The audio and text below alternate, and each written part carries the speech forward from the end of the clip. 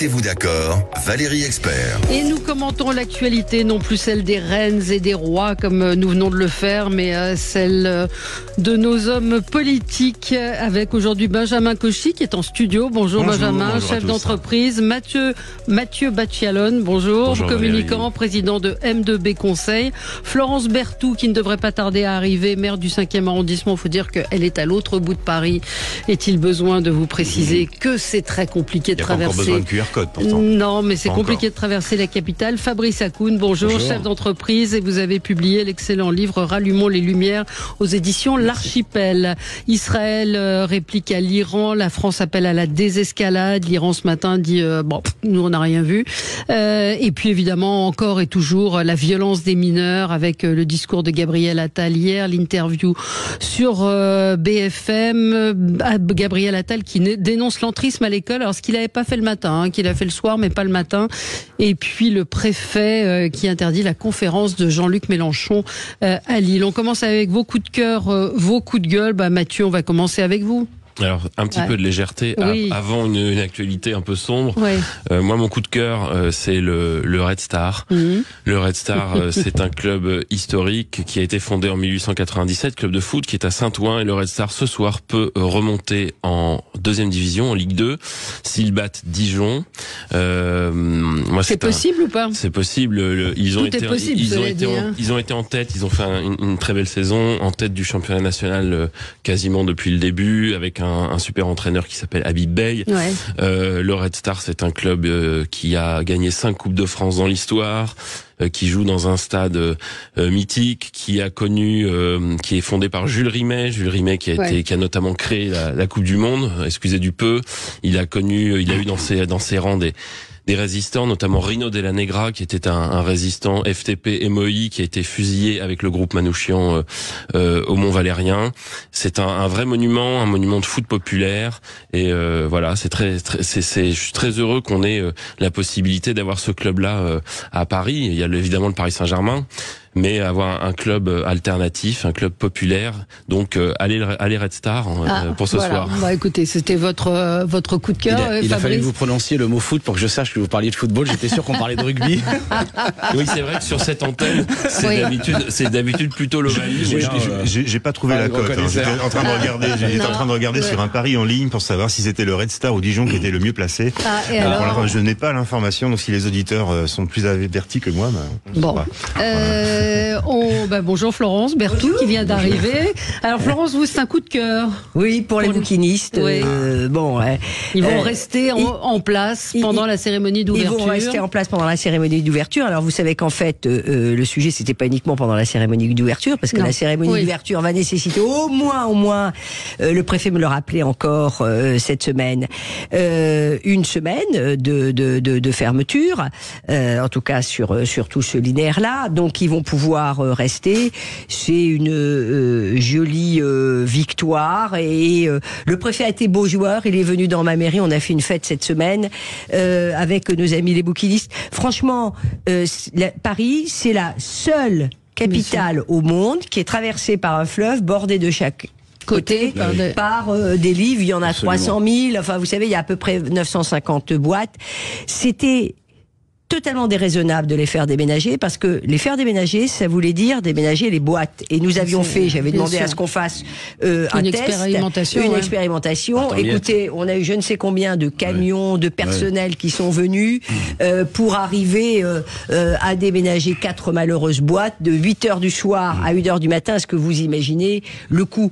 Et puis Paris, franchement, sans ces bouquinistes, même ceux qui vont pas acheter des bouquins chez les bouquinistes, c'est plus Paris. C'est plus la Seine. Ça fait, ils sont là depuis le XVIe siècle. C'est ça, 400 ans, 500 ans. Donc ils se sont installés un siècle, vous savez, après que la première imprimerie soit créée, d'ailleurs dans mon arrondissement, vraisemblablement rue Saint-Jacques. On n'a pas de preuves tangibles, mais on pense, les historiens pensent que ça a été là. Et donc tout ça est lié. Donc moi j'avais à peu près un quart des bouquinistes qui étaient dans mon arrondissement et je souhaitais qu'on fasse tout pour qu'ils puissent rester. Parce qu'en fait, c'était pour des raisons de sécurité ou c'était pour aménager des gradins? Non, c'était vraiment pour des raisons de sécurité. Vous savez qu'il va y avoir sans doute plus de 45 000, à peu près 45 000 agents de sécurité, policiers, gendarmes, personnel de la force sentinelle, etc. Et il fallait faire passer des chiens des mineurs, enfin le déminage, les chiens. Il aurait fallu mettre des scellés. Tout ça a été compliqué et les agents de sécurité sont déjà bien occupés. Il y a les péniches qu'on laisse, il y a tous les bords de Seine. Mais j'avoue que je ne comprenais pas que l'on soit dans l'obligation, pour des raisons de sécurité, de faire partir ces malheureux bouquinistes, alors que, fort heureusement, dans tous les appartements qui longent la Seine, on pourra être des dizaines. Bien sûr, Donc, s'il y a des questions de sécurité que je comprends, les enjeux sont absolument énormissimes, mais les enjeux de sécurité sont au moins aussi importants pour tout le linéaire, accordez-moi, que sur des boîtes de livres. Des boîtes. Donc les bouquinistes vont rester, qui n'ont jamais rien revendiqué vont rester. Et je trouve finalement cette affaire a été une magnifique agence de communication pour ce métier. Et l'étape prochaine, c'est que nous parvenions à faire inscrire les traditions et les savoirs des bouquinistes au patrimoine mondial immatériel de l'UNESCO. Très bonne initiative. Très bien. Mais oui, c'est assez une bonne nouvelle pour les bouquinistes. J'avais juste envie de relever encore cette histoire de taxe sur le livre d'occasion. Vous en pensez quoi? Et comment est-ce que les bouquinistes l'ont également mal perçu, ce nouvel impôt Ça vient de tomber. Je ne comprends pas cette proposition. Je ne la comprends pas. J'achète des livres toutes les semaines. Il m'arrive d'acheter des livres d'occasion parce que ils sont moins chers que le livre neuf. Donc j'avoue que je ne comprends pas. En plus que je pense que la ligne entre le livre ancien et le livre d'occasion va être très très compliqué. Très sincèrement, j'avoue ne absolument pas comprendre cette proposition. Le 5e a la plus grosse concentration de librairies de toute la France.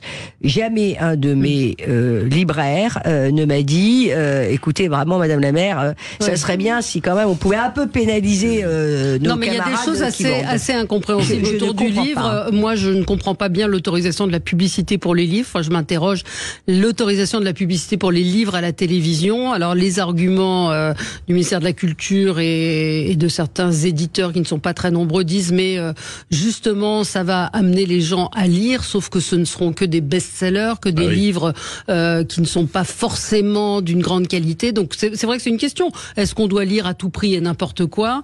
En tout cas, ça va discriminer, ça va en tout cas pénaliser les petits éditeurs qui n'auront pas l'argent pour le faire. Pour le premier à l'avoir fait, c'est XO qui publie effectivement des best-sellers et qui n'a pas forcément besoin de la pub à la télé. Vous avez raison, mais je serai plus nuancée dans mon propos, car les livres dont on dit, je suis toujours très prudente, qui sont moins qualitatifs, ça c'est clair qu'on peut pas comparer les illusions perdues au dernier best-seller d'un écrivain ou d'une écrivaine que je ne citerai pas, mais pour autant ces livres-là ont un mérite. Un mérite, c'est que souvent ils font venir à la lecture des personnes qui de toute façon n'iraient pas lire c'est vrai. les grands classiques. Et j'entends ce que vous dites, mais en même temps, mais je suis partagée. En aussi. même temps, vous savez, beaucoup d'enfants ont découvert la lecture aussi avec des grands, des best-sellers. Ou avec de la BD, tout simplement. Ou avec de la BD. Oui, mais on est d'accord. Mais les éditeurs craignent un appauvrissement de la création littéraire. Je suis assez d'accord avec vous. Je pose la question. Je sais pas ce que. L'appauvrissement, il va arriver avec l'IA. On n'a pas besoin d'aller chercher la pub. Et est-ce qu'il n'est pas déjà là, l'appauvrissement? Allez, on se retrouve dans un instant avec vous pour commenter l'actualité. À tout de suite sur Sud Radio. On est ensemble avec vous sur Sud Radio pour commenter l'actualité avec Florence Berthoud, maire du 5e arrondissement de Paris, Fabrice Hakoun, chef d'entreprise. Vous avez publié Rallumons les lumières aux éditions L'Archipel. Mathieu Baccialone, vous êtes communicant et président de M2B Conseil, et Benjamin Cauchy, chef d'entreprise. Peut-être Mathieu, on vous a pas entendu sur les livres avant le coup de cœur de... les livres, je suis d'accord avec vous, je ne comprends pas cette taxation des livres d'occasion. On en parlait ensemble pendant la pause. Quelle joie d'aller dans une petite librairie indépendante qui fait de l'occasion, de découvrir des bacs remplis de bouquins, de chercher, de pas savoir ce qu'on veut acheter. Et de fouiller et de découvrir au hasard des livres. Et le fait qu'on taxe ça, je ne comprends pas. Pour que la nouvelle génération ait ce goût de la lecture, quoi de mieux que d'aller au hasard chercher et se faire sa propre culture littéraire. Puis ça recycle, hein. Voilà, en plus, je trouve que ça. J'avoue ne pas comprendre cette réforme. A fermé, boulevard Saint-Michel. Il y en a un des deux, qui a fermé. Donc, et l'autre, Et les libraires sont un peu à la peine aussi. Il faut bien le dire. Donc, les soutenir. Il faut les soutenir, acheter les livres chez les libraires. Même ils ont des plateformes pour commander et d'essayer d'éviter les grosses plateformes. Fabrice, vous, c'est un coup de cœur pour un livre. Oui, ça tombe bien. Je ne savais pas qu'on allait faire une émission littéraire, c'est parfait. Oui, tout à fait. Donc c'est un livre d'un avocat parisien, donc qui s'appelle Maître Laurent Benarous, qui a écrit un très joli livre qui s'appelle Tintamarre aux éditions La Route de la Soie. Et en fait, c'est un récit. Vous savez, l'heure est au récit sur soi ou au récit tout court. Et c'est le récit d'un enfant du siècle, en fait, qui est né, au XXe siècle, qui a un peu plus d'une cinquantaine d'années aujourd'hui, fils d'immigrés, donc d'Afrique du Nord, et qui a construit sa vie. Voilà, il décrit un peu par quoi il est passé. Alors moi, ça me touche. Oui. Vous en parlez aussi dans votre livre aussi. Dans mon livre, voilà. Donc c'est une histoire qui fait écho à mon histoire. Voilà, c'est un livre qui est très agréable à lire, qui est très sympathique. Je l'ai commencé, pas fini encore. Il est assez long, mais très facile à lire. Et voilà, c'est assez poétique, on rit, on pleure. Bon, c'est une vie en fait, une jolie vie. Vendredi lecture, donc Tintamarre de Laurent Benarous aux éditions La Route de la Soie. Benjamin Cauchy, c'est un coup de gueule. Oui, un petit coup de gueule. Il en faut un de temps en temps. Et là, c'est notamment sur le devenir des finances publiques, notamment des finances locales, de nos collectivités locales, lors du deuxième coup de rabotage annoncé par le gouvernement sur les 10 nouveaux milliards. Il y a 2,5 milliards qui vont être ponctionnés finalement sur les dotations qui devaient être allouées aux collectivités locales. Donc grande inquiétude pour beaucoup d'élus que je rencontre au quotidien. Ils sont obligés, pour compenser leur budget, d'augmenter la taxe foncière. Donc ça pénalise encore plus des propriétaires qui ont déjà du mal à accéder à la propriété.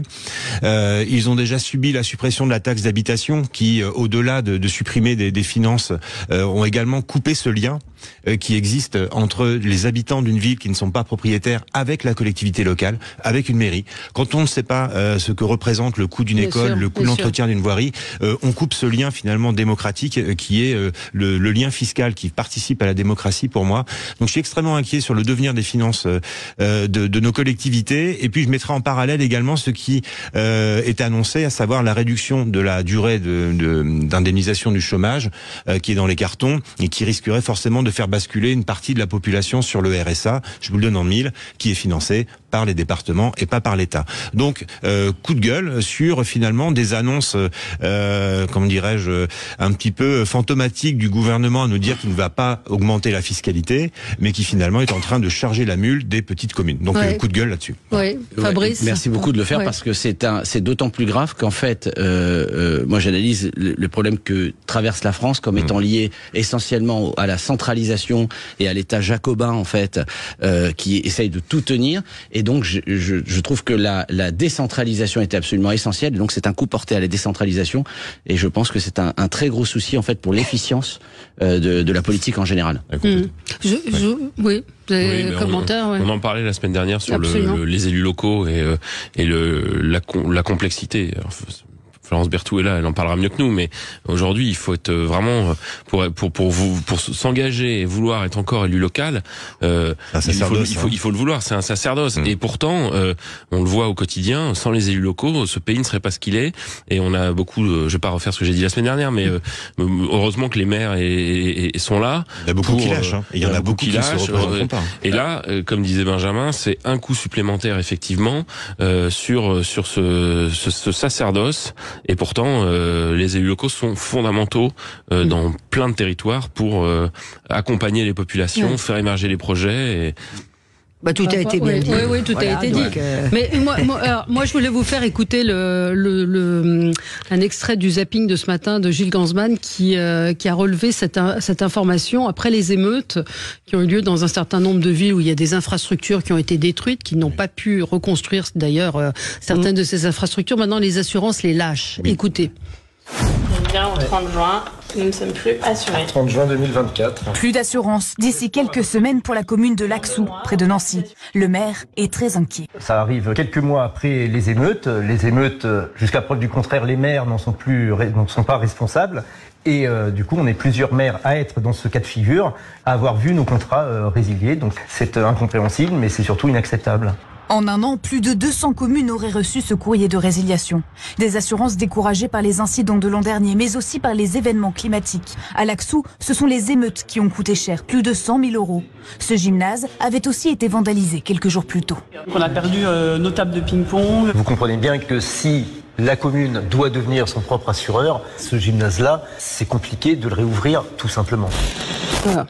Vous l'aviez entendu, enfin c'est terrifiant. C'est terrible. Alors cela dit, il y a un sujet assurantiel en France, parce que au-delà de évidemment ce cas qui est très préoccupant, il y a fort à parier que ce genre de décrochage assurantiel va se multiplier pour les raisons que vous avez évoquées, c'est-à-dire qu'il y a les émeutes, mais il y a aussi le réchauffement climatique et tout ce qui est suivi, qui alors là se chiffre par millions. Les assurances, c'est bien d'assurer quand il n'y a pas de sinistre, c'est ça ? Je suis pas en train de dire qu'ils ont raison, hein, c'est pas mon propos, mais je veux dire aujourd'hui toutes les assurances sont en train de faire machine arrière. Quand vous avez des explosions, je l'ai vécu dans ma propre commune, enfin dans mon propre arrondissement.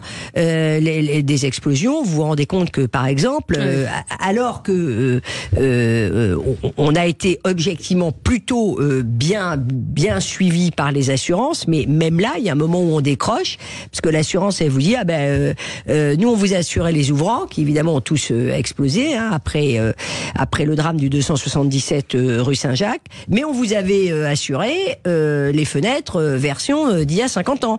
Et donc maintenant, les nouvelles fenêtres qui coûtent beaucoup plus cher parce que évidemment les architectes des bâtiments de France regardent ça de plus près parce qu'il y a des normes climatiques, etc. On va vous couvrir, mais la police d'assurance, c'est pas ces fenêtres-là. Donc, on va vous rembourser à l'arrivée. Vous êtes remboursé par un quart de ce que coûte effectivement les vous connaissez bien le secteur des assurances. Je connais bien le secteur de l'assurance. Je suis agent général. Comme ça, vous savez tout. Je le dis jamais, mais voilà, comme ça, au moins, ça sera objectif. Il y a deux sujets. Le premier, là, pour vos histoires de fenêtres, c'est tout simplement, il ne faut pas prendre la garantie remise à neuf, mais garantie remise à l'identique. Voilà. Donc, allez voir votre assureur. C'est juste qu'il a mal fait son boulot. Enfin, c'est pas moi, hein, mais c'est une façon de parler quand je dis moi. Mais c'est le cas pour tout le monde, pardon. Hein. Oui. Mais ça, c'est des problèmes à la souscription. Moi, ce que je voulais surtout dire, effectivement, c'est qu'à partir du moment où un problème est récurrent, eh bien, les assureurs sont en droit de ne plus couvrir, tout simplement. Une assurance est faite pour couvrir un risque aléatoire. C'est la base, c'est le principe même, le fondement même de l'assurance. On met ensemble dans une caisse commune, qu'elle soit mutualisée si c'est des mutuelles ou par le biais d'une assurance, et quand il y a un pépin, on prend dans la caisse et on mutualise les cotisations de tout le monde. Sauf que lorsqu'il y a une récurrence de risque, je pense par exemple dans le sud-ouest, sur Pérorade, au-dessus de l'Adour, où vous avez des inondations qui sont annuelles. Tous les ans, vous avez des prises d'eau. La commune de Pérorade est sous l'eau, par exemple, dans le sud-ouest. Je crois que c'est dans le 64 ou dans le 40, dans les Landes. voilà, il y a des compagnies d'assurance qui refusent aujourd'hui de couvrir un risque certain. Concernant les risques climatiques, il y a eu des prospectives qui ont été faites par la Fédération française de l'assurance, par des groupes internationaux, et la réalité, c'est que aujourd'hui, nos assureurs français sont obligés eux-mêmes de se réassurer. Et ce sont les réassureurs qui font augmenter les primes. Donc aujourd'hui, le calcul, c'est simple. Soit les primes augmentent, mais de façon inconsidérée, 30, 40, 50%, c'est ça qui est dans les tuyaux, sur les risques liés aux risques climatiques, ou alors les gens s'auto-assurent, malheureusement. Bon. On va marquer une pause et on se retrouve dans un instant. Avec vous sur Sud Radio jusqu'à midi. Alors Jean-Luc Mélenchon vient de s'exprimer chez nos confrères de BFM TV suite à ses déclarations d'hier soir. Alors je n'ai pas l'ensemble de ses propos. Néanmoins, il assume de dire qu'il a été victime d'un abus de pouvoir et qu'il demande à ce que le préfet soit sanctionné. Alors revenons un petit peu en arrière. Devait se tenir hier à l'université de Lille 2 je sais pas si c'était Lille 2, une conférence, non pas un meeting, qui a été annulé, qui a été reporté. Mais c'est plus le sujet. Et ce n'est plus le sujet. Alors je vais vous faire écouter ce qu'il a. Mais c'est plus le sujet. Je veux dire, un homme politique de premier plan qui compare le président de la République et le préfet à Eichmann, c'est absolument scandaleux. Nous avons là un homme politique qui dérive et qui est cynique. Je ne comprends même pas que les troupes le suivent. Comment peut-on comparer avec tout ce qui se passe aujourd'hui, et quand on connaît quand on sait qui était Eichmann, le préfet et le président de la République à Eichmann. C'est de la provocation cynique. On va l'écouter. Nous connaissons l'histoire de notre pays, et c'est parce que nous la connaissons que nous nous méfions, pas seulement des fascistes, mais plus encore peut-être des lâches, des faibles, ceux qui, dans la chaîne interminable du mal, signent un papier pour organiser un convoi SNCF, qui signent des papiers pour donner des ordres à la police. Moi, je n'ai rien fait, disait Eichmann. Je n'ai fait qu'obéir à la loi telle qu'elle était dans mon pays.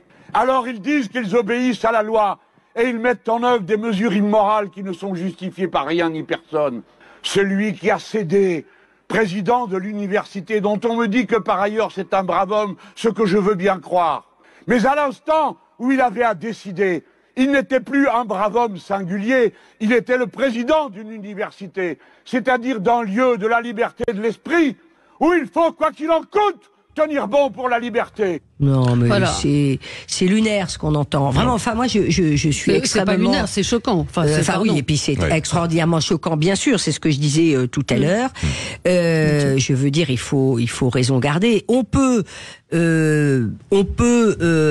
défendre ce qui est mon cas, la liberté d'expression à tout va, qui vaut pour Monsieur Mélenchon, qui vaut pour Monsieur Zemmour, deux personnages que, en tout cas, moi, à titre personnel, comme politique, je ne soutiendrai jamais. Et le courage, ça peut aussi de dire que sur ces deux extrêmes, là, ça sent pas très bon.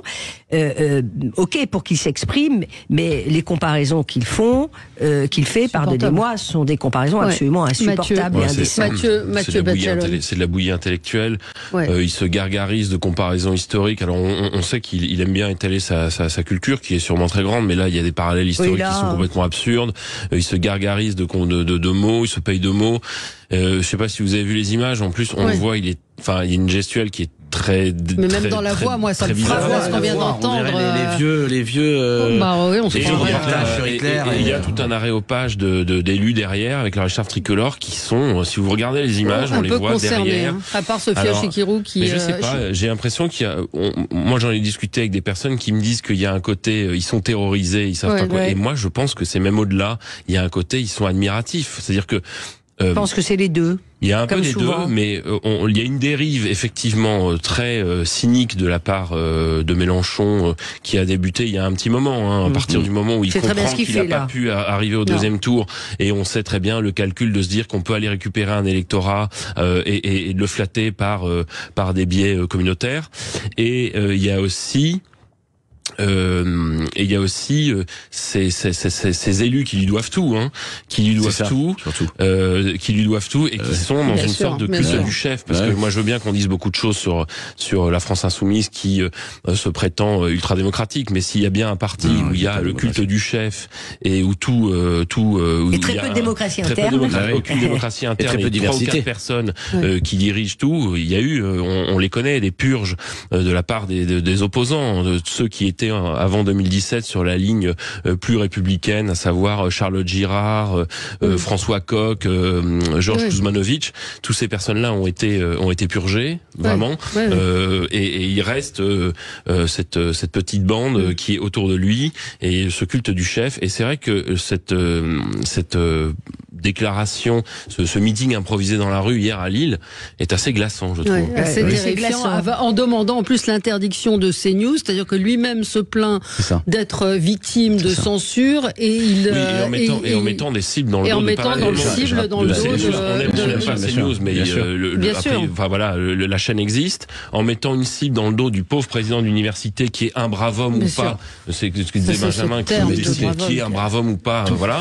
Moi, je trouve que j'espère que le président de l'université de Lille va être soutenu parce que là, pour le coup, c'est dur à gérer ce qu'il a. Le président de la République n'a pas été non plus très très clair. On va en reparler, mais déjà sur la séquence en elle-même. Ce qui est étonnant, tout a été dit aussi bien sur la forme que sur le fond. Ce qui est très étonnant, c'est la géométrie variable, puisqu'il est toujours pour la liberté d'expression quand elle le concerne, et jamais quand elle concerne les autres. Ce qui est quand même assez singulier, puisqu'il ne s'offusque jamais des interdictions de Finkielkraut ou d'autres à Sciences Po par exemple. Il ne s'est pas offusqué de la séquence à Sciences Po Menton. Mais au-delà de ça, je crois qu'il y a quelque chose d'extrêmement choquant. C'est de considérer que ce monsieur, plus il est dans l'outrance, et plus il flatte le vote, donc le vote communautaire, en particulier le vote musulman. Moi, je trouve que cette essentialisation est une forme de racisme insupportable. Je la dénonce depuis des années, je la dénonce dans mon livre. Il y a une essentialisation, considérer que l'ensemble de la communauté musulmane serait flattée par cet homme-là et voterait parce qu'il tient des propos antisémites, là, il a mis en cause Gage, précisément, etc. Donc, il est dans pour la communauté. Il est dans et c'est extrêmement méprisant, c'est une essentialisation qui est une forme de racisme. Aujourd'hui, s'il y a un parti raciste dans ce pays et antisémite, c'est la France insoumise. Benjamin Cauchy. Moi, ce que je vais résumer de l'intervention de Jean-Luc Mélenchon, c'est que finalement, en France, on est soit avec lui, ou alors on est facho ou collabo.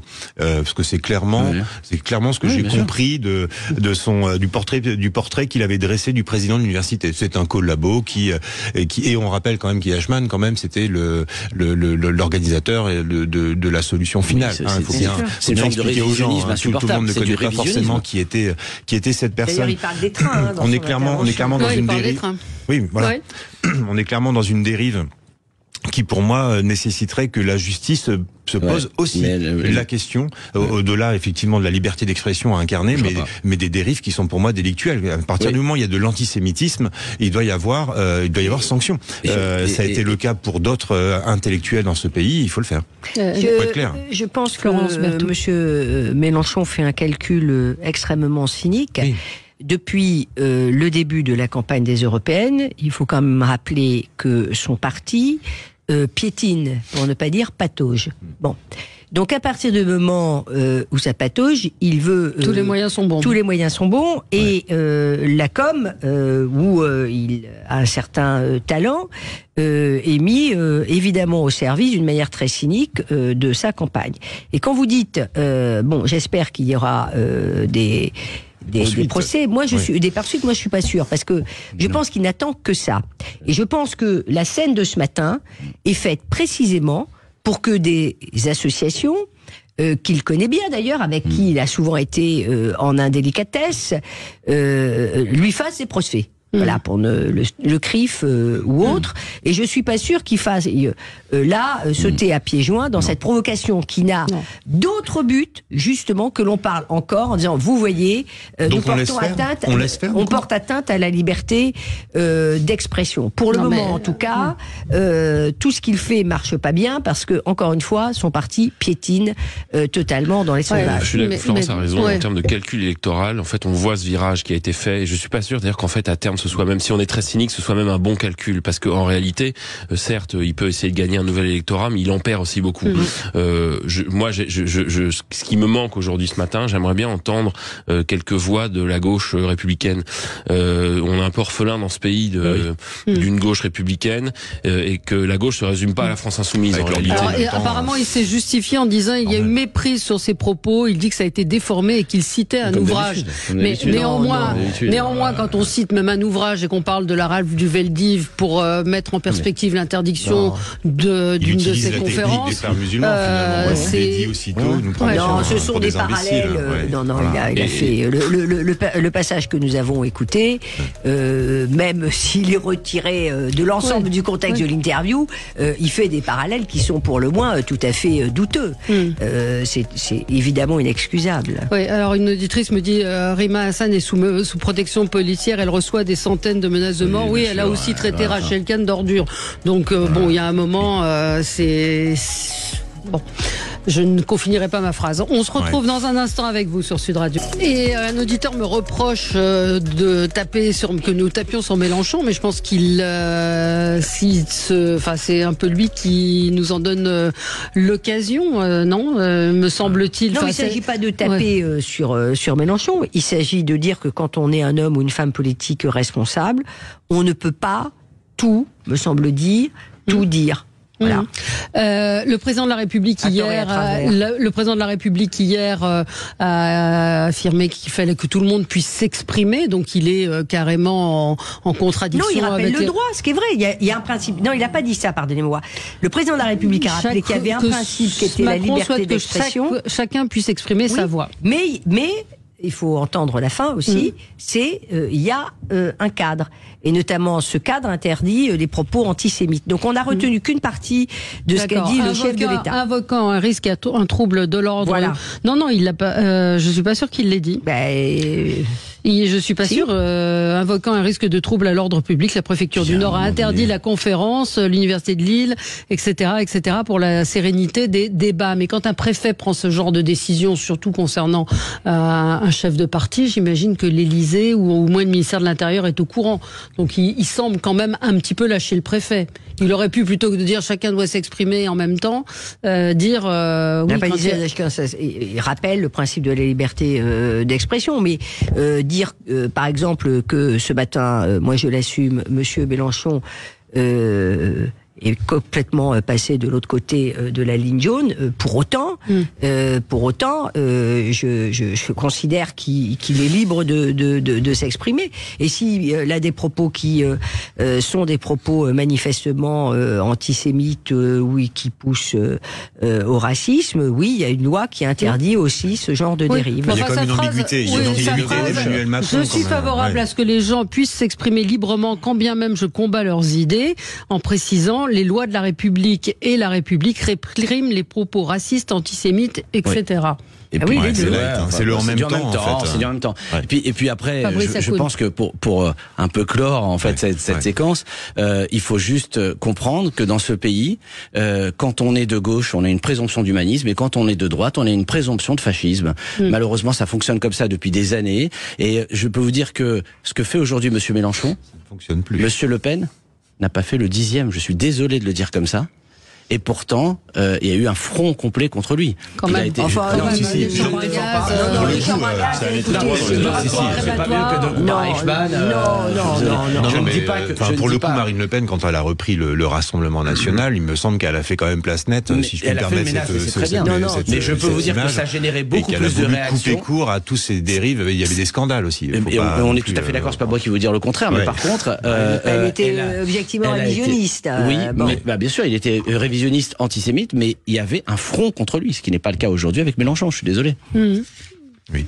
Il y a un sujet qui est quand même assez important, qui est quand même pouvoir garantir la liberté d'expression et la tenue de meeting. Et Florence Berthoud a raison de rappeler qu'il y a le cadre. Il y a un cadre, c'est le cadre juridique, c'est le cadre de la loi. Voilà. Si les propos vont à l'encontre, c'est pénalement répréhensible et il y aura une procédure. Et il y a deux sujets. Je pense qu'il y a la question des universités, et c'est vrai que moi ça me choque et je trouve ça pose question qu'un leader politique et qu'une formation politique utilise les universités pour pour faire des meetings politiques et pour faire leur campagne sur les européennes. Même si il y a l'autonomie des universités, ça doit être un lieu de savoir, effectivement, mais il y a une différence entre faire une conférence, débat avec une confrontation d'idées et du contradictoire, ou un meeting, parce que pardon, ça c'est quand même un meeting, et le fait de pouvoir ensuite le faire dans une salle. Alors je ne connais pas le contexte et le préfet a pris des dispositions, le trouble à l'ordre public sur des bases qui, j'imagine, sont des bases concrètes et nourries. Mais c'est vrai que là, je comprends ce qu'a voulu dire le président de la République sur chacun doit pouvoir s'exprimer et il faut que dans le cadre évidemment du respect de la loi, toutes les opinions puissent. Mais juste rappeler quand même c'est pas le cas puisque ils chassent les Juifs à l'entrée. Si vous voulez, il faut le savoir, ça quand même. À Menton, ils ont chassé les Juifs qui venaient pour entrer dans les débats. Ils ont Sciences Po Menton maintenant, voilà. Mais faut rappeler quand même l'origine du truc, c'est que sur l'affiche de ce débat, de cette réunion publique qui était, je crois, à la fac de Lille, voilà, Free Palestine, avec un logo qui clairement prône l'éradication de l'État d'Israël en prenant une Palestine qui va de la rivière jusqu'à la mer. Donc ça veut dire qu'on supprime Israël. Un État démocratique. Donc le fondement même, je crois, la motivation de l'interdiction de cette manifestation, enfin de cette conférence, c'est aussi le fait d'adouber et d'accepter le principe d'éradication d'Israël. Donc au-delà de la personnalité de Jean-Luc Mélenchon, je le dis aux auditeurs, c'est pas le problème de Mélenchon, c'est qu'il est soutenu, en tout cas il fait la pub pour une association qui veut détruire Israël. C'est pas possible. On va changer de sujet, on va parler de la délinquance des mineurs, on l'a évoqué assez longuement hier, mais c'est vrai que les solutions sont pas hyper faciles. On a vu hier Gabriel Attal, le Premier ministre, évoquer une certaine volonté de fermeté. Vous y êtes confronté, vous, Florence Berthoud, peut-être pas trop dans le 5e arrondissement. On voit une montée de la violence un peu partout, qui est à l'image de notre société d'ailleurs, à l'image des réseaux, à l'image de la télévision, en tout cas d'une partie de la télévision. Regardez les séries sur Netflix, qui peuvent être par ailleurs admirables. Je dis pas c'est un argument. Je dis que nous sommes entourés par la violence. Voilà, c'est tout. C'est surtout pas évidemment un argument et c'est pas une excuse. Mais il y a un phénomène qui est en train de se développer et l'école. Qui devait être au cœur du village et l'autorité qui est nécessairement au cœur de ce cœur du village, eh bien, elle a disparu ou elle s'est amoindrie. Donc, il y a plein de raisons. Il y a d'énormes, de très nombreuses études très nourries là-dessus. Et moi, je pense que les mesures qui ont été annoncées, elles vont dans le bon sens. Alors, j'entends ici ou là les grincheux qui disent mais ça existait déjà. Regardez juste sur un seul sujet, l'adaptation des sanctions aux mineurs, parce que ça dure quand même depuis des années et des années et des années. On commence déjà par appliquer la loi. Oui, c'est juste la loi est là, elle existe. Je pense que peu de personnes ont quand même lu le détail des mineurs. On dit appliquons la loi. Je vais vous donner 2 exemples concrets. Le plaidé coupable, qui permet le plaidé coupable, et finalement, vous reconnaissez la faute et la sanction s'applique immédiatement. Le plaidé coupable, ça n'existe pas. Vous voyez, à partir de 13 ans. Donc maintenant, l'idée, c'est de pouvoir se plaider coupable. Regardez la comparution immédiate. La comparution immédiate, il faut être adulte. Autrement dit, quand vous sortez de garde à vue, pour que la sanction tombe tout de suite, il faut être adulte. Là, à partir de 16 ans, si effectivement ça rentre dans le code pénal, eh bien, un jeune pourra faire l'objet de comparution immédiate. Donc, c'est pas du tout des petits sujets. Les travaux d'intérêt généraux. Je termine juste là-dessus, parce que tout le monde on ne regarde pas les mesures concrètes. Moi, je vous en donne 3. Si celles-ci, qui aujourd'hui ne peuvent pas être appliquées parce qu'elles n'existent pas. Si vous les appliquez demain, je vous dis pas que c'est suffisant, mais ça va faire bouger sérieusement les lignes. En fait, je termine sur l'école, parce que tout le monde a dit ça existe. les enfants se lèvent quand le professeur entre dans la classe, qu'il y ait des cours d'instruction morale et civique. Des cours d'empathie. Florence, vous avez affaire à des barbares dans certains cas. Quand on a des gens qui sont capables de frapper à mort des enfants, leur dire de se lever ou de leur dire qu'ils n'auront pas une mention à leur bac, c'est pas possible. Pardonnez-moi. Là, évidemment, c'est pour c'est pas ceux qui sont devenus aujourd'hui ultra-violents. Ceux-là, il faut qu'ils aillent dans des prisons et dans des centres, hélas. Mais c'est pas parce que on ne peut pas tout faire pour aujourd'hui qu'il ne faut pas enfin s'intéresser à ceux de demain. Mais appliquons-le, ces réformes, elles sont essentielles. Bien sûr, celui qui est passé de l'autre côté du miroir, vous avez tout à fait raison, c'est pas le fait qu'on aille lui retirer des points sur le bac qui ne passera peut-être par ailleurs jamais, qui va régler l'affaire. Mais il faut quand même bien prendre le mal à la racine et, encore une fois, avoir des sanctions pénales qui sont adaptées aux enfants aux mineurs, pardonnez-moi. Bon. Et faire bouger les lignes sur la place de l'ordre et de l'autorité à l'école, c'est quand même essentiel. On peut pas dire que ça fasse pas bouger les lignes. Ouais, enfin, pour moi, les racines du mal, elles vont un peu plus loin que ça. Pour moi, les racines du mal, c'est un peu ce qu'a dit Gérard Larcher hier dans une interview, président du Sénat, qui explique quand même que c'est l'échec de la politique d'intégration et d'assimilation, et que c'est une des conséquences de la politique multiculturelle. Et que aujourd'hui, l'école n'est que le reflet. Non, pas du tout. Voilà, c'est ça, je veux bien. Mais bien sûr. Enfin, si vous voulez, quand vous avez une fracture, vous mettez un plâtre, d'accord, vous mettez pas un sparadrap. Là, pour le coup, l'idée des internats, ça existe déjà. Ça existe déjà. Mais c'est pas ça, c'est pas de ces mesures dont je vous parlais. Moi, je vous parle de certaines mesures qui ont été annoncées hier. Notre main ne tremblera plus. C'est fini. Maintenant, on passe aux actes. Mais ça fait 7 ans. Alors, on va faire tourner la parole. Mais la comparution immédiate, d'accord, ok. Et le juge, il dit quoi? Là, vous avez deux jeunes qui ont attaqué, qui ont fait une agression et qui sont en liberté avec du sursis. Donc, il y a aussi un problème de peine. C'est-à-dire que c'est pas la comparution immédiate qui va changer, c'est la peine.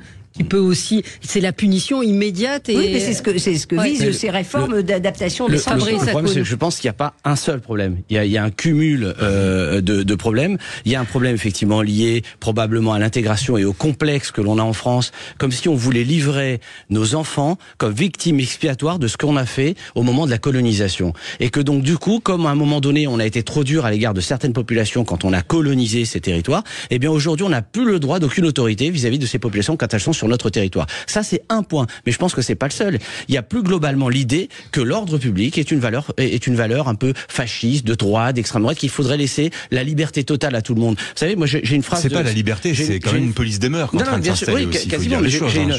Bah oui, parce qu'on crée un vide. Quand vous avez un vide, il y a une phrase de Michael Paty, qui est la sœur de Samuel Paty, que je trouve extraordinaire, que je cite souvent. Persister dans son aveuglement n'est pas une erreur, c'est une décision. Et c'est exactement ce qui se passe. Quand l'État veut en France, l'État peut. Donc si l'État ne fait pas, c'est qu'il n'y a pas de volonté politique de faire. La soumission. Moi, je crois qu'il y a une volonté, là. En fait, on parlait de l'école. En réalité, bien sûr que l'école a un rôle à jouer, mais l'école, normalement, elle est pas là, elle est là pour instruire. Ça va faire très hussard noir et Troisième République, mais normalement, c'est l'instruction publique. Et les valeurs, et passer des valeurs. Et les valeurs, mais il y a quand même la question de la cellule familiale qui est fondamentale. Dans l'affaire de Grande-Sainte, l'horrible affaire avec deux adolescents, très jeunes, il y en a un qui a 14 ans, je crois. Et de ce qu'on en sait, la cellule familiale est totalement explosée, les parents sont absents, même je crois des problèmes de toxicomanie. Là, la réponse publique, ça ne peut pas être que l'école. L'école ne peut pas pallier sur des manquements qui sont sur l'absence d'éducation. Moi, je suis assez pessimiste en réalité là-dessus, parce que on a des plans qui s'annoncent à chaque fois avec des grands mots qui sont mais une grande concertation, c'est comme les concertations. Mais à côté de ça, il y a des mesures concrètes. Je vois mal ce qui pourrait aujourd'hui apporter une solution concrète sur c'est des pans entiers. Il y en a qui reparlent du service militaire. Il y en a qui reparlent du service militaire. Je crois qu'il y a un mot qui n'a pas été prononcé, c'est le mot de parent aussi, non? L'autorité parentale. La cellule familiale explosée. Parce que c'est quand même le vrai souci. On voit de plus en plus des parents qui de facto se soustraient à cette obligation parentale. Alors, il y a des mesures annoncées par le Premier ministre, mais en disant voilà, les deux seront solidairement responsables. Mais quand vous avez ce que vous mentionnez, c'est-à-dire des cas de toxicomanie, de parents totalement à la dérive, évidemment, ça va être compliqué parce que même si on les punit, le risque c'est que ça marche pas trop. Donc, s'il y avait des solutions miracles, on le saurait. Ce qu'il faut, moi je milite pour qu'il y ait des décisions qui soient immédiatement applicables. Vraiment, cette réforme du code pénal ou cette évolution du code pénal à l'endroit de l'adaptation des sanctions, ça fait pas tout, mais je pense que c'est d'une urgence absolue. Ce sont les juges qui décident à la fin. Oui, mais enfin, c'est les juges qui décident à la fin. Enfin, aujourd'hui, ils y vont même pas, si vous voulez. Faut quand même pas se raconter d'histoire. Le nombre de mineurs qui sont dans la rue après avoir piqué une mobilette, etc. La réalité, c'est que de toute façon, la question ne se pose pas puisqu'ils retournent dans la rue. Donc, entendons aussi les policiers qui disent, mais bazar, quand on les a arrêtés, quand ils font une garde à vue, il faut qu'il y ait de la comparution immédiate. Et bien, on dit non, il a 16 ans, il a 17 ans. Bon, donc c'est quand même une avancée. Ça va pas tout régler, mais pardon, la comparution immédiate, ça fait des années et des années qu'on le demande. Bon, voilà. Ça veut dire que monsieur Dupond-Moretti va détricoter sa loi de 2021. En tout cas, c'est ça qu'on est en train de dire quand même. C'est du en même temps qui finalement nous a encore fait perdre. Moi, je pense que ça, c'est vraiment sur ces ces pans-là, il faut absolument qu'on avance. Et le sujet qui est très très très délicat, vous le savez, là on va avoir des débats entre les pros et les antis, c'est l'excuse de minorité. Bon, parce que l'excuse des minorités, elle renvoie à quoi? Elle renvoie au milieu familial, elle renvoie à l'origine. Ne nous racontons pas d'histoire. Bon, donc on va avoir évidemment les tenants de l'excuse et puis les pourfendeurs de l'excuse. Peut-être que la vérité, alors je ne veux pas faire du en même temps, mais la vérité, elle est un peu dans la nuance aussi.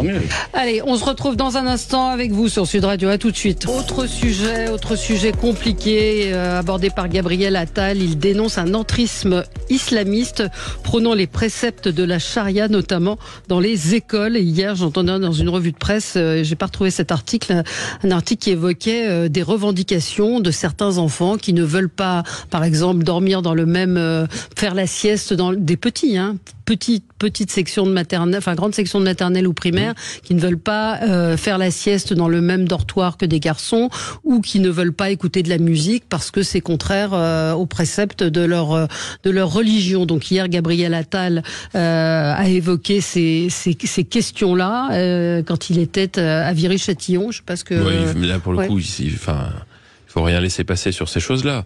La laïcité à l'école, c'est comme le fondement. Et alors, ça, c'est le principe. Dans la réalité, on se souvient malheureusement de le contexte du pauvre Samuel Paty, lorsqu'il a eu à défendre ces principes qui sont la base de la République. Où on avait vu des collègues qui commençaient à dire ah oui mais il va un peu trop loin quand même tout. Et ça, le problème dans l'école, c'est ça. C'est ça le problème. Le principe et l'adaptation du principe à des concessions permanentes. Exactement, qui nécessite du courage, je veux dire, qui nécessite à la fois du courage et du discernement. Et c'est très compliqué de manier les deux. Le courage, c'est dire les choses. Moi, je cite souvent, parce qu'on est dans les citations, ce que disait Peggy. Il faut dire ce que l'on voit, mais il faut voir ce que l'on voit. Et souvent, on arrive à dire ce que l'on voit, ce qui est déjà une première étape importante, mais après, il faut voir ce que l'on voit. Et ça, c'est important. Alors, j'ose espérer que c'est quand même assez minoritaire, des petits tout petits qui refusent de dormir. Je pense que si il y a en face un esprit, je dirais, pour le coup, à la fois de responsabilité et d'autorité, la question, j'ose espérer, ne se pose même pas. Enfin, ça commence, si je puis me permettre, ça commence comme ça. On peut parler de signaux faibles, ça commence comme ça à l'école maternelle, et ça finit comme à Montpellier, où la petite Samara, elle s'est fait massacrer devant son lycée, parce que, comme le disait sa maman, avant d'avoir des éléments de langage distillés un peu plus, comment dirais-je, plus corrects pour la communauté, côté. Voilà. En attendant, elle disait ma fille a été acculée parce que habillée à l'européenne, parce que elle vivait à la française. Donc aujourd'hui, on assiste à une police des mœurs, à une milice des mœurs, vous l'appelez comme vous voulez, qui est en train de prendre la place des valeurs de la République. Donc à force de faire comment dirais-je, de la peinture avec les valeurs de la République, on sort à toutes les phrases, le vivre ensemble et compagnie, ça ne fonctionne plus. Parce qu'il n'y a pas de consensus. Ça ne fonctionne plus. Donc pour moi, c'est plus qu'un signal faible. C'est plus qu'un signal faible le fait que des gamins de maternelle commencent à vouloir appliquer la charia. Le vivre ensemble fonctionne comme dans une école. Ces règles-là sont claires, sont respectées, et qu'on ne laisse pas quelques parents qui, au demeurant, sont minoritaires, parce que vous dites ça fonctionne plus. C'est terrible, mais c'est minoritaire. Et cette minorité-là est en train d'imposer ce qui est insupportable et qui ne doit pas être, comment dirais-je, qui est insupportable au regard des règles de la laïcité. Il reste fort heureusement minoritaire, mais très visible et violent. Mais si le Premier ministre l'évoque hier, c'est qu'il y a quand même un problème sérieux. Je pense que c'est ce que dit notre collègue. Non, mais il parle d'organisation. Moi, je reprends les propos du Premier ministre. On va essayer d'être le plus factuel sur ce sujet. Il exprime clairement des organisations. Donc ça veut dire qu'il y a une stratégie dans ce sujet. C'est ça que ça veut dire. C'est ça qui est dangereux. Parce qu'un enfant peut pas arriver comme ça. On est plus que sur un signal faible. C'est ça que je voulais vous dire. C'est pas un signal faible, pardon. Ce que je veux dire, c'est que fort heureusement, c'est pas étendu. Il y a une stratégie de séparatisme d'un côté, et la réponse en face n'est pas bonne parce qu'elle n'est pas, il n'y a pas de consensus autour de la réponse qu'il faudrait avoir. Si la France faisait bloc, et qu'il y avait un consensus autour de l'universalisme des Lumières, il n'y aurait pas ce souci, c'est l'objet de mon livre. Sauf qu'aujourd'hui, il n'y a pas, puisqu'il y a une partie de la gauche, il faut être clair, qui est relativiste, qui considère qu'on n'a pas à juger, que finalement on n'a pas imposé nos valeurs à d'autres. Alors moi je dis oui, on n'a pas imposé nos valeurs à d'autres dans d'autres pays, parce qu'effectivement il y a des pays dans lesquels la charia s'impose parce que ce sont des pays avec une organisation tribale, et que si vous ne créez pas une adhésion à une abstraction, eh bien vous n'avez pas de consensus au sein du pays. On l'a vu dans les pays, certains pays arabo-musulmans. Et sauf que c'est pas parce qu'on ne doit pas l'imposer là-bas comme on l'a fait au moment de la colonisation, etc. C'est les décoloniaux essentiellement, qu'on ne doit pas le faire ici aux populations qui viennent vivre ici. Ici, il n'y a qu'un seul système politique possible. Il est universel. C'est c'est celui qui est issu des valeurs universelles, effectivement, des Lumières. Et il faut qu'on l'impose de façon très forte. Or, il n'y a pas de consensus. Il n'y a pas de consensus à l'école, il n'y a pas de consensus au rectorat, il n'y a pas de consensus dans les tribunaux, il n'y a pas de consensus autour de cette idée. Parce que l'entrisme n'est pas que dans les classes de maternelle. L'entrisme est aussi dans l'éducation nationale. J'ai évoqué un papier que je vais essayer de retrouver. Il parlait de revendications de plus en plus nombreuses, effectivement, dans les petites classes également, et donc Gabriel Attal, lui, évoque évidemment et dans certains endroits. Et dans certains endroits, évidemment, les endroits où ça va pouvoir marcher. Mais là encore, quelle réponse chez moi, ça ne marcherait pas dans aucune. Quelle réponse hier oui, mais qu'est-ce qui a été fait depuis Samuel Paty pour protéger les enseignants concrètement? Quand vous écoutez ce que disent les enseignants, ce qu'ils rapportent aujourd'hui, l'autocensure, la difficulté qu'ils ont parfois à faire certains cours, quelle aide leur a été apportée? Aujourd'hui, ils sont à poil. Aujourd'hui, ils sont à poil. Avec quand même une volonté politique de Gabriel Attal, qui a eu des discours assez forts sur le sujet. Les discours sont forts. Les rectorats sont beaucoup plus attentifs à tous ces signalements-là. Ce qui était sans doute beaucoup moins le cas, hélas. Fabrice, c'est vrai, il n'y a pas de consensus, mais même au sein même du corps enseignant, on l'a vu que les syndicats d'enseignants généralement sont un peu frileux sur ces questions-là. Bien sûr. Et du coup, on a des enseignants qui, et je leur jette pas la pierre, qui sont dans une situation où ils risquent leur peau. Enfin, malheureusement, au sens premier du terme, on l'a vu, et qui donc du coup n'ont pas forcément ni le soutien de la hiérarchie, ni le soutien des organisations syndicales qui sont normalement censées les soutenir, les protéger et promouvoir ces principes de base, qui sont quand même les principes de la République et de la laïcité, qui est le pilier fondamental de l'école. C'est une lâcheté générale. Moi, j'ai une amie qui travaille pour la chambre de commerce, en fait, pour une école de la chambre de commerce, et qui passe son temps à lutter contre le voile à l'école, donc dans les écoles supérieures, dans les études supérieures, et elle est très seule, donc elle est en burn-out. Oui. Parce qu'à un moment donné, elle a craqué, on peut pas lutter comme ça tout seul. Voilà, c'est la réalité. On peut remarquer quand même que Gabriel Attal parle quasiment comme Éric Zemmour maintenant. Voilà, c'est juste la petite anecdote, Madame Berthoud. Il reprend les termes qui étaient dans le suicide français il y a une dizaine d'années. Je parle quand Zemmour était intellectuel. C'est des termes que nous employons. Quoi qu'il en soit, il y a 2 ans, il était pris pour un sombre fou avec ses propos. Aujourd'hui, le Premier ministre dit la même chose. La Baïa, c'était très courageux. Et en tout tout cas, ça a été un signe très très fort. Juste des chiffres demandés par le sur les atteintes à la laïcité. C'est fait représenter 16% des signalements en novembre, 9% en octobre et 4% en septembre. C'est des chiffres un peu anciens, mais qui montrent, peut-être qu'il y a plus de signalements aussi. Il y a plus de signalements aussi, fort heureusement. Absolument. Dans un instant, c'est Alexis Poulain qui sera avec vous. Très bonne journée et très bon week-end sur Sud Radio.